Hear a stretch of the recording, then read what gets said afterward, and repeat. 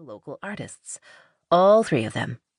Nick and Matthias were never any trouble, but Ronan was a giant, somewhat good-looking pain in her butt. Oh, sure, his work was amazing. What he could do with glass, turning something that should be static and not that interesting into movement and beauty, was astonishing. She could spend hours watching him create. But he wasn't very friendly, and, more significant to her, when he disappeared like this, he stopped communicating to the point that she had to text with a very pointed, "Are you home sulking or are you dead?" which always got a response. Only not for the past 5 days. As far as anyone knew, he hadn't taken a trip.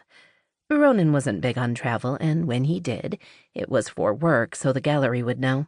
His brothers had no knowledge of anything other than his normal reclusiveness, or as she liked to call it, brooding artist pouting.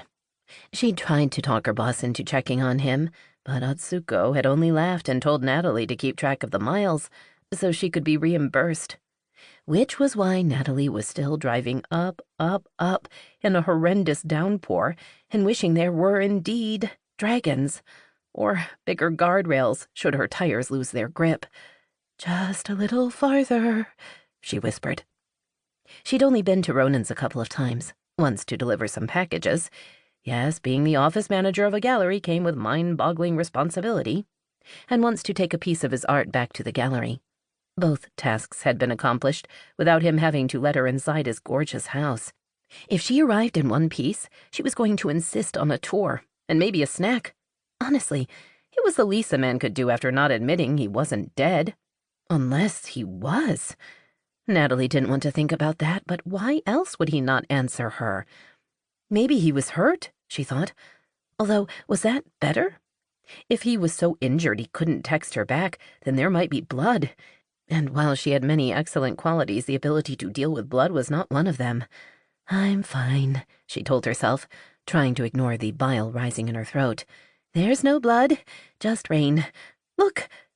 She gripped the steering wheel with both hands as she continued up and up, the water racing down the road in the opposite direction, lightning flashing in the sky. She slowed even more, her car complaining loudly. An unfortunate knocking began from somewhere in the engine area. An ominous red light flashed on her dashboard. She was pretty sure she was close to his house. Nothing looked the same in the driving rain, but she was confident that just around the bend in front of her was... She screamed as her car hit a river of mud and started to slide off the road. She'd barely begun to panic when she slammed into something hard and unmoving. Her body jerked, the car engine died, and there was only the sound of the rain. "This can't be good," she murmured, taking the key out of the ignition and unfastening her seatbelt. She peered through the curtain of rain and thought she saw Ronan's house up ahead. She must have made it onto his driveway, only to be swept into... Well, crap! She'd been pushed into a tree. A big tree that had probably put a sizable dent in her already on its last legs car. While her boss was willing to pay her mileage, she doubted Atsuko would cough up repair money. Plus, her favorite mechanic had told her there was nothing that could be done anymore, that her car deserved a decent burial, which she was working on. Getting a new car, not the burial. She had savings, but she wasn't ready yet. Regardless, she had to make her way from here to the house without getting swept away. Natalie glanced at the umbrella she'd brought and knew it would be less than useless. She zipped up her lightweight coat, grabbed her handbag, and opened the car door. Rain immediately pelted her, but that was nothing when compared to the 6 inches of cold, wet mud swirling around her ankles. She shrieked and bolted for the house, only to realize there wasn't going to be any bolting. There was too much mud everywhere. She had to physically drag each foot out of the muck before planting it down again. The mud seeped into her ankle boots and splattered her legs. In the middle of the storm, the temperature had dropped enough that she actually shivered.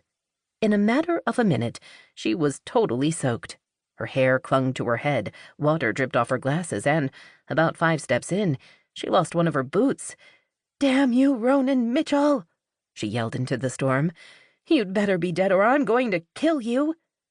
The house, a huge stone fortress that normally looked as though it had grown up out of the mountainside,